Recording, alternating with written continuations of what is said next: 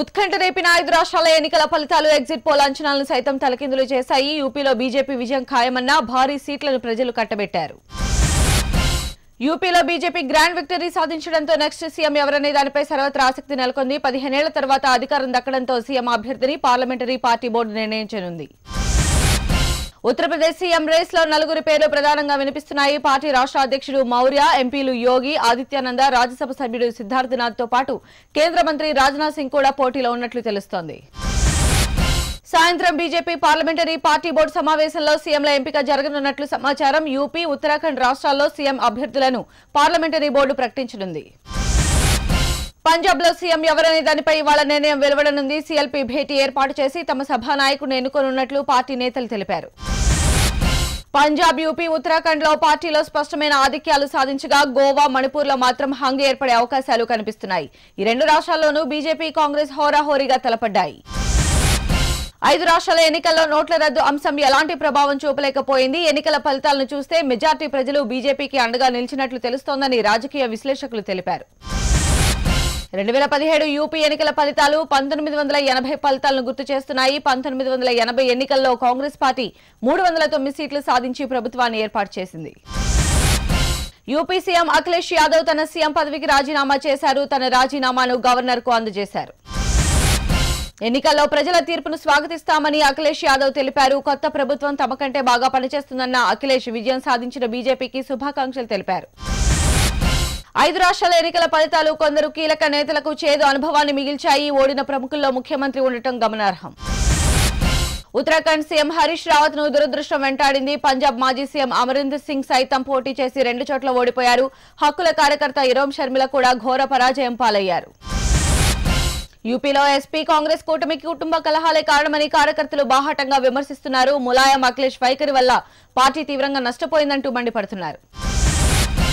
యూపీలో బీజేపీకి ఘన విజయం కట్టబెట్టిన ప్రజలకు ప్రధాని మోదీ కృతజ్ఞతలు తెలిపారు. అఖండ విజయం అందించిన కార్యకర్తలు అమిత్ షాను ఆయన అభినందించారు. 125 కోట్ల భారతీయుల సంక్షేమానికి కృషి చేయడమే నా ధ్యేయమని మోదీ తెలిపారు. యూపీలో సుపరిపాలన, అభివృద్ధి కోసమే ప్రజలు బీజేపీకి అధికారం ఇచ్చారని మోదీ అన్నారు. ప్రధాని మోదీని అభినందిస్తూ సీఎం కేసీఆర్ లేఖ రాశారు. యూపీ, ఉత్తరాఖండ్ లో బీజేపీ అపూర్వ విజయం సాధించినందుకు కేసీఆర్ మోదీకి శుభాకాంక్షలు తెలియజేశారు. 5 రాష్ట్రాల ఎన్నికల ఫలితాలపై ప్రముఖులంతా వారికి తోచిన రీతిలో స్పందిస్తున్నారు. దర్శకుడు రామ్ గోపాల్ వర్మ మాత్రం మళ్లీ భిన్నంగా కాస్త వివాదాస్పదంగా కామెంట్లు చేశారు. నరేంద్ర మోదీని రాముడి కంటే గొప్ప దేవుడంటూ కీర్తించి సరికొత్త వివాదానికి తెరలేపారు. పనిలో పనిగా తన సర్కార్ 3ని కూడా ప్రమోట్ చేసుకునే ప్రయత్నం చేశారు వర్మ. ఉత్తరప్రదేశ్ ఎన్నికల్లో కాంగ్రెస్ పార్టీ ఘోరంగా ఓడిపోయింది. పొత్తులో కేటాయించిన సీట్లలో డిపాజిట్లు గల్లంతయ్యాయి. యువరాజు రాహుల్ ఇలాఖాలో ఖాతా కూడా తెరవలేకపోవడం గమనార్హం.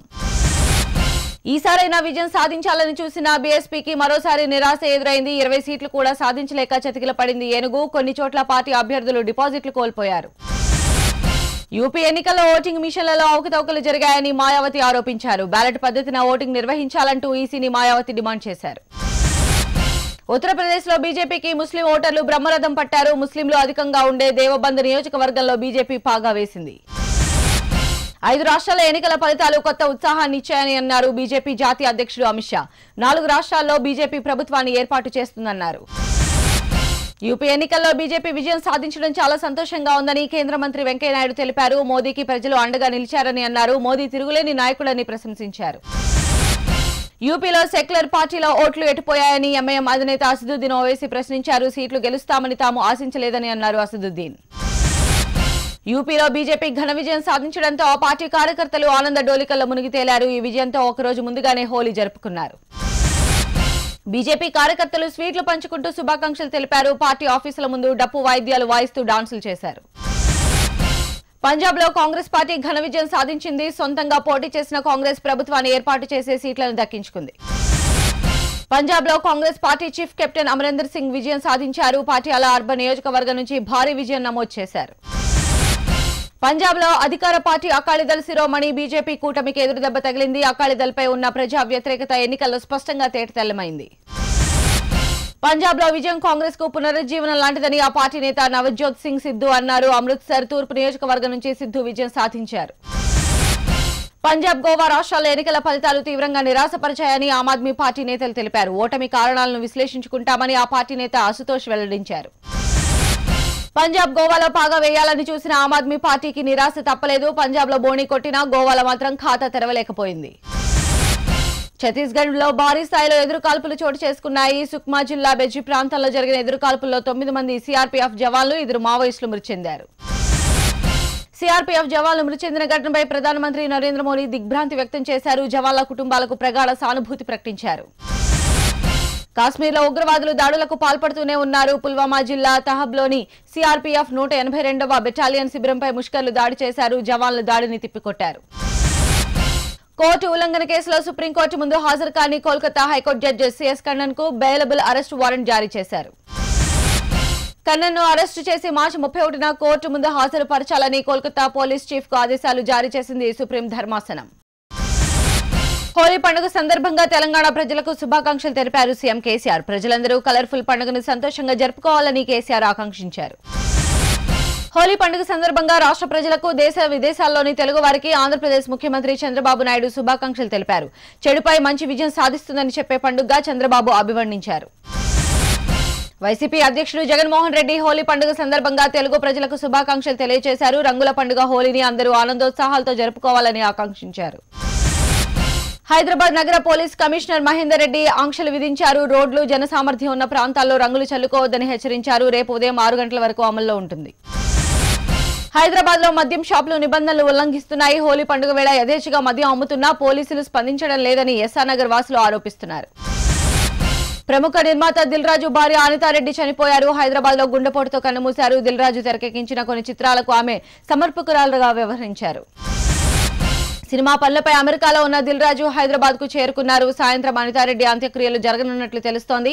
ఆసుపత్రిలో ఉన్న ఆమె భౌతిక కాయానికి పలువురు ప్రముఖులు నివాళులర్పించారు. యూపీ ఉత్తరాఖండ్ లో బీజేపీ విజయం సాధించడంతో తెలంగాణలో ఆ పార్టీ నేతలు సంబరాలు జరుపుకున్నారు. బాణసంచా కాల్చి స్వీట్లు పంచుకున్నారు. యూపీలో సంచలన విజయం లాగానే తెలంగాణ ఆంధ్రప్రదేశ్ లోనూ విజయం సాధిస్తామని తెలంగాణ రాష్ట్ర బీజేపీ అధ్యక్షుడు లక్ష్మణ్ జోస్యన్ చెప్పారు. యూపీలో బీజేపీకి అధికారం దక్కడంతో ఉప్పల్లోని బీజేపీ శ్రేణులు సంబరాల్లో మునిగి తేలారు. బాణసంచాలు పేల్చి బైక్ ర్యాలీలు చేశారు. ఎన్నికల్లో బీజేపీ విజయడంకా మోగించడంతో విజయవాడలోని ఆ పార్టీ శ్రేణులు టపాసులు కాల్చి సంబరాలు జరుపుకున్నారు. ఫలితాలు మోదీ పనితీరుకు నిదర్శనమన్నారు బీజేపీ నేతలు. యూపీ ఎన్నికల ఫలితాల్లో బీజేపీ విజయం సాధించడంతో శ్రీకాకుళం జిల్లాలో కార్యకర్తలు సంబరాలు చేసుకున్నారు. మోదీ అభివృద్ధికి ప్రజలు పట్టం కట్టారని నేతలు అన్నారు. ఏపీ తెలంగాణలో ఇద్దరు సీఎంలు అమావాస్య చంద్రులేనని ఏపీపీసీసీ చీఫ్ రఘువీరారెడ్డి ఎద్దేవా చేశారు. 2019 ఎన్నికల్లో వీరిని ప్రజలు ఇంటికి పంపుతారని జోసెన్ చెప్పారు. శాసనసభ నుంచి తనను ఏ నిబంధన ప్రకారం సస్పెండ్ చేశారో చెప్పాలని కోరుతూ తెలంగాణ తెదేపా శాసనసభాపక్ష నేత రేవంత్ రెడ్డి అసెంబ్లీ కార్యదర్శి రాజా సదారాంను కలిశారు. సభలో ప్రవేశపెట్టిన సస్పెన్షన్ తీర్మానం కాపీని రేవంత్ అడిగి తీసుకున్నారు. సోమవారం వరకు వేచి చూసి మంగళవారం తన సస్పెన్షన్ పై న్యాయస్థానాన్ని ఆశ్రయించాలని రేవంత్ రెడ్డి భావిస్తున్నారు. పాలిటెక్నిక్ బీఎస్సీ గణితం పూర్తి చేసిన విద్యార్థులు నేరుగా బీటెక్ బీఫార్మసీ 2వ సంవత్సరంలో ప్రవేశం పొందేందుకు నిర్వహించనున్న తెలంగాణ రాష్ట్ర ఈసెట్ కు అధికారులు ప్రకటనతో పాటు కొత్త దరఖాస్తుల షెడ్యూల్ను ప్రకటించారు. ఈ నెల 16వ తేదీ నుంచి ఏప్రిల్ 15వ తేదీ వరకు ఆన్లైన్ ద్వారా ఈసెట్ దరఖాస్తులు స్వీకరిస్తారు. మే 6న ఆన్లైన్ పరీక్ష నిర్వహించి 15న ర్యాంకులు ప్రకటించనున్నారు. 3 ఏళ్ల పాలిటెక్నిక్ కోర్సులో ప్రవేశానికి ఏప్రిల్ 22న పాలిటెక్నిక్ కామన్ ఎంట్రన్స్ టెస్ట్ ను నిర్వహించనున్నారు. ఈ మేరకు తెలంగాణ సాంకేతిక విద్యా శిక్షణ విద్యామండలి ప్రకటన జారీ చేసింది. ఈ నెల 14 నుంచి ఏప్రిల్ 11 సాయంత్రం 5 గంటల వరకు ఆన్లైన్ ద్వారా పాలిసెట్ దరఖాస్తులను స్వీకరిస్తారు. పరీక్షను ఏప్రిల్ 22న ఉదయం 11 గంటల నుంచి మధ్యాహ్నం 1 గంట వరకు నిర్వహిస్తారు. వివిధ ప్రాంతాలకు చెందిన 5గురికి స్వైన్ ఫ్లూ సోకినట్లు సికింద్రాబాద్ గాంధీ ఆసుపత్రి వైద్యులు నిర్ధారించారు. స్వైన్ ఫ్లూ సోకిన 5గురిలో 2 చిన్నారులు ఉన్నారు. వేసవి మొదల్లోనే ఓరుగల్లు ప్రజలు తాగునీటికి అల్లాడుతున్నారు. రోజు విడిచి రోజు ఇస్తామని అధికారులు చెబుతున్నా 4 రోజుల వరకు తాగునీరు రావటం లేదని స్థానికులు ఆగ్రహం వ్యక్తం చేస్తున్నారు. రంగారెడ్డి జిల్లా ఇబ్రహీంపట్నం గురునానక్ ఇంజనీరింగ్ కాలేజ్లో క్యాంటీన్ యజమానిపై ఆఫ్ఘనిస్తాన్, సూడాన్కు చెందిన విద్యార్థులు దాడి చేశారు. ఈ ఘర్షణలో 2 బైకులు దగ్ధమయ్యాయి. తొలిసారిగా గుంటూరులో అరుదైన ఆర్థోస్కోప్ లిగ్మెంట్ సర్జరీ చేశారు వైద్యులు. ప్రకాశం జిల్లాకు చెందిన యువకుడు బైక్ ప్రమాదంలో గాయపడడంతో మోకాలకు శస్త్రచికిత్స చేసి రీకనెక్ట్ చేశారు. హైదరాబాద్ వీఎస్టీ ఫంక్షన్ హాల్లో విప్లవ కార్మిక ఉద్యమ నేత వి విఠల్ రాజు సంస్మరణ సభ ఏర్పాటు చేశారు. పలు కార్మిక ప్రజా సంఘాలు పాల్గొని విఠల్ రాజు సేవలను గుర్తు చేసుకున్నాయి. నిజామాబాద్ ఎంపీ కల్వకుంట్ల కవిత పుట్టినరోజు సందర్భంగా శేర్లింగంపల్లిలో కార్యకర్తలు రక్తదానం చేశారు. టీఆర్ఎస్ జాగృతి కార్యకర్తలు అధిక సంఖ్యలో పాల్గొన్నారు. కడపలోని వైఎస్ఆర్ కాంగ్రెస్ పార్టీ ప్రధాన కార్యాలయంలో పోలీసులు సోదాలు నిర్వహించారు. ఎమ్మెల్సీ ఎన్నికల సందర్భంగా పెద్ద ఎత్తున నగదు పంచారన్న ఆరోపణలపై దాడులు చేశారు. విజయవాడ రాజగోపాల్ స్టేడియంలో కెనరా బ్యాంక్ సిబ్బందికి క్రీడా పోటీలు నిర్వహించారు. వాలీబాల్, బ్యాడ్మింటన్, చెస్ పోటీలో వివిధ బ్రాంచీలకు చెందిన బ్యాంక్ సిబ్బంది పాల్గొన్నారు. పశ్చిమ గోదావరి జిల్లా వట్లూరులో ఏరో సిటీ నిర్మాణానికి శంకుస్థాపన చేశారు. ఏపీ సీఎం ఈ పరిశ్రమ ఏర్పాటుతో 2000 మంది నిరుద్యోగులకు ఉపాధి అవకాశాలు రానున్నాయన్నారు. పశ్చిమ గోదావరి జిల్లా టి నర్సాపురం సమీపంలో అడవి జంతువుల కోసం వేటగాళ్లు అమర్చిన విద్యుత్ వైరు తగిలి ఓ వ్యక్తి మృతి చెందాడు.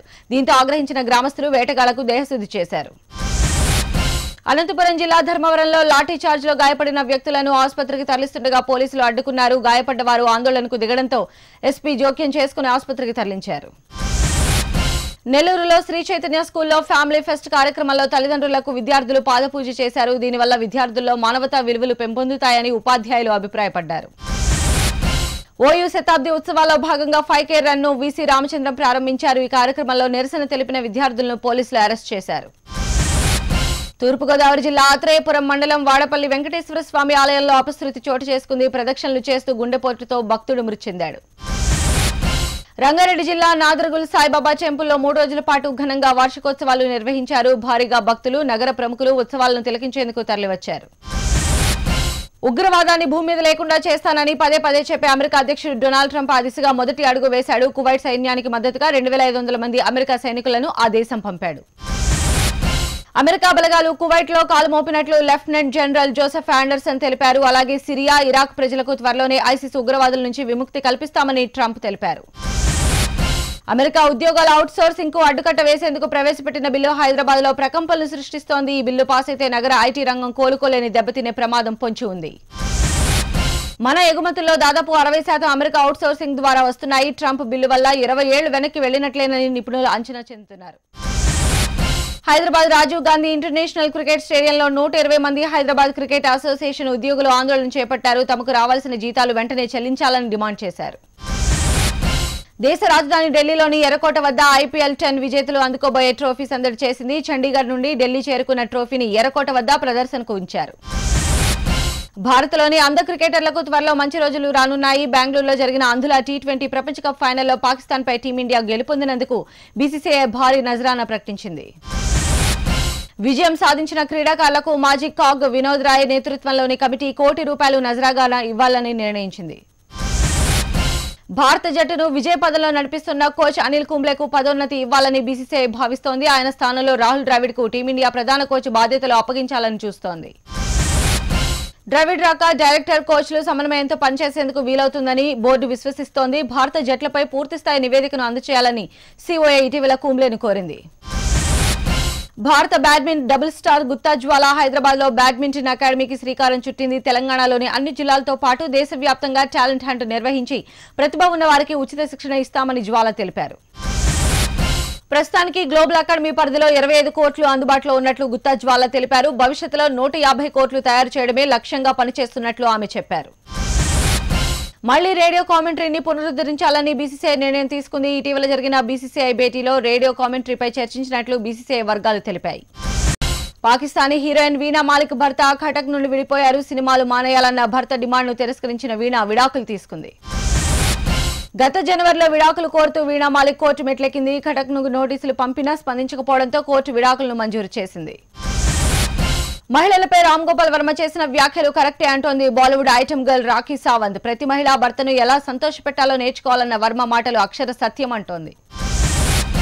చిరంజీవిని కలిసి ఓ స్క్రిప్ట్ నెరేట్ చేశారు గమ్యం డైరెక్టర్ క్రిష్. దానికి మెగాస్టార్ ఏవో మార్పులు చేర్పులు చేశారని తెలుస్తోంది. అయితే అది మెగాస్టార్ కోసమా లేక మెగా పవర్ స్టార్ కోసమా అన్నది తెలియాల్సి ఉంది. పటాస్ చిత్రాన్ని సాయి రమణి దర్శకత్వంలో మెట్ట శివ కెట్ట శివగా తమిళంలో తాజాగా రీమేక్ చేశారు. ఇందులో లారెన్స్ పేరుకి ముందు మక్కల సూపర్ స్టార్ అంటూ వేశారు. అయితే ఆ టైటిల్ రజనీది కావడంతో అభిమానులు మండిపడ్డారు. దీనిపై లారెన్స్ రజనీ అభిమానులకు సారీ చెప్పారు. యమదొంగ సినిమాతో కరెంటు తీగలా మారిపోయిన జూనియర్ ఎన్టీఆర్ టెంపర్ సినిమాలో 6 ప్యాక్ చూపించాడు. ఇప్పుడు జైలవ్ కుస కోసం 10 కిలోలు తగ్గాడని టాలీవుడ్ టాక్. అవతార్ 2 విడుదలకి మరికొంత సమయం పట్టే అవకాశం కనిపిస్తోంది. 2018 డిసెంబర్ 21న విడుదల చేయాలని భావించిన ఈ సినిమా 2019లో రిలీజ్ చేస్తారని సమాచారం. కలర్ఫుల్ ఆర్ట్ షోను హీరో అక్కినేని నాగార్జున ప్రారంభించారు. ఈ సందర్భంగా పెయింటింగ్స్ మనసులో దాగి ఉన్న భావాల్ని బయటకు తీస్తాయని అక్కినేని నాగార్జున అన్నారు. బాలీవుడ్ డీజే బాద్షా తన మ్యూజిక్ తో మ్యాజిక్ చేశాడు. కుర్రకారులో జోష్ పుట్టించాడు. డిఫరెంట్ థీమ్ తో జరిగిన పల్స్ కాలేజ్ ఫెస్ట్ లో కాలేజ్ యూత్ క్యాట్ వాక్ తో కేక్ పుట్టించారు. కాలేజ్ స్టూడెంట్స్ చేసిన ర్యాంప్ వాక్ సూపర్ అనిపించింది. Same to same professional model లా ఈ ఫ్యాషన్ షోతో ఈవెంట్ లో కొత్తదనాన్ని చూపించారు యూత్.